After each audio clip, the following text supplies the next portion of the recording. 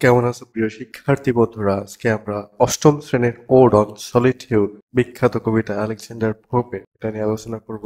অবশ্যই এই কবিতার ভোকাবুলারি আর যে বি অংশে প্রশ্ন করা হয়েছে সেগুলোরও অ্যান্সার দিয়ে দেওয়া হবে। সো ধৈর্য সহকারে ভিডিওটি অবশ্যই দেখবে। প্রথমে আমরা জানবো যে এই কবিতার নাম ওড অন সলিটিউড কেন দেওয়া হলো। মূলত এই নামটি কবিতার মূল ভাব প্রকাশ, যেখানে নিঃসঙ্গ কিন্তু শান্তিপূর্ণ জীবনের প্রশংসা করা হয়েছে। আসলে ওড শব্দের অর্থ কি? ওড শব্দের অর্থ বন্দনা, প্রশংসা করা। আর সলিটিউড শব্দের অর্থ কি? একাকিত্ব। একাকিত্ব কিন্তু ওটা দুঃখজনক অবস্থা নয়, বরঞ্চ প্রশান্তিময় এবং আত্মনির্ভরশীলতার জীবন। অর্থাৎ এখানে একাকিত্ব এবং প্রশান্তিময় আত্মনির্ভরশীলতার জীবনকে প্রশংসা করা হয়েছে। Ode on solitude by Alexander Pope, একজন বিখ্যাত কবি, যার কবিতা আমরা এখনই পড়া শুরু করবো। Happy the man whose wish and care a few paternal acres bound. সুখী সেই মানুষ যার চাওয়া পাওয়া খুব সাধারণ, যার জীবন কয়েক টুকরো পৈতৃক জমির মধ্যেই সীমাবদ্ধ।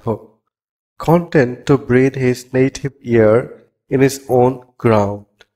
সে আনন্দিত কারণ সে নিজের দেশের বাতাসে শ্বাস নিতে পারে, নিজের ভূমিতেই তার শান্তি এবং স্বস্তি। Whose herds with milk, whose fields with bread, whose folks supply him with attire. যার গবাদি পশু দুধ দেয়, যার ক্ষেত ফসল ফলায়, যার পশুর পাল তাকে পোশাকের জন্য উল সরবরাহ করে।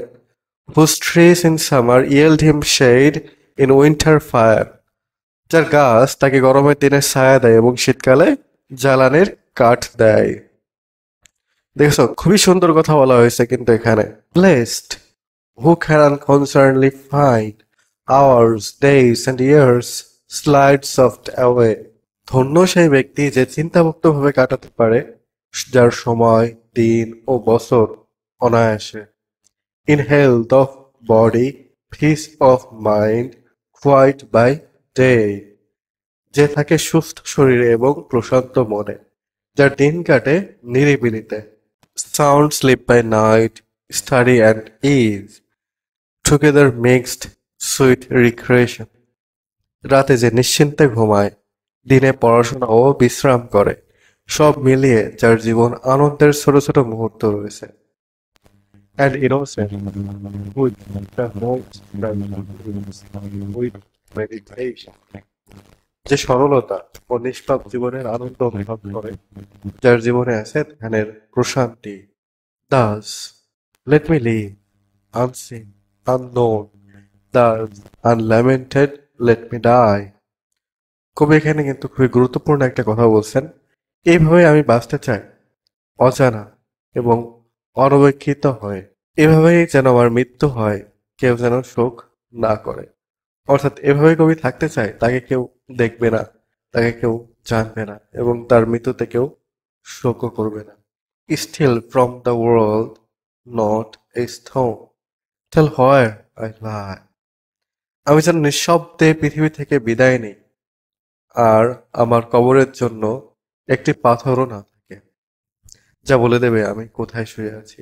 অর্থাৎ কবি শেষ পর্যায়ে বলতে চাচ্ছেন যে আমি যখন মারা যাব আর যেখানে আমাকে রাখা হবে ওখানে যেন একটা পাথরও না থাকে, যেটা দিয়ে মানুষ বুঝতে পারবে যে এখানে আমি শুয়ে আছি। অর্থাৎ আমরা বুঝতে পারি যে কবি কতটা নিঃসঙ্গের কথা এখানে বলেছেন। আসলে কবি আমাদেরকে কি বোঝাতে চেয়েছেন? কবি আমাদের বোঝাতে চেয়েছেন যে প্রকৃত সুখ আসলে সম্পদ বা খ্যাতিতে নয়, বরং সরলতা, আত্মনির্ভরশীলতা, মানসিক শান্তিতেই রয়েছে। কবি প্রকৃতির কাছাকাছি থাকতে চেয়েছেন, ঝামেলাহীন জীবনের মধ্যেই থাকতে চেয়েছেন, আর ঝামেলাহীন জীবনের প্রশংসাও তিনি করেছেন। যেখানে একজন মানুষ স্বাভাবিকভাবে জীবনযাপন করে, চিন্তামুক্ত থাকে এবং নিঃশব্দে পৃথিবী থেকে বিদায় নেয়। এবার আমরা শব্দ অর্থগুলো পড়ি। সলিটিউড শব্দের অর্থ একাকিত্ব, প্যাটার্নাল পৈতৃক, অ্যাকর্স জমির পরিমাপ, কন্টেন্ট সন্তুষ্ট, নেটিভ দেশীয়, হার্স পশুর পাল, ফোক্স ভেড়ার পাল, অ্যাটায়ার পোশাক, ইয়েল্ড উৎপাদন করা, শেড ছায়া, আনকনসার্নলি নির্ভাবনায়, স্লাইড বয়ে যাওয়া, রিক্রিয়েশন বিনোদন, ইনোসেন্স সরলতা।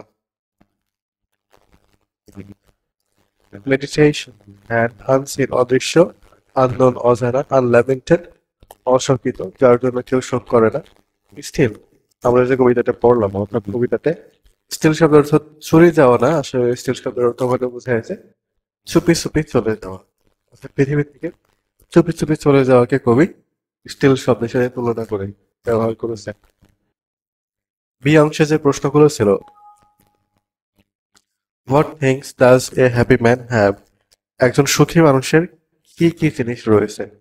এ happy man has small pitch of paternal land, his own fresh air to breathe, cattle that provide milk, fields that yield food, sheep that supply clothes, trees that offer shade in summer and warmth in winter.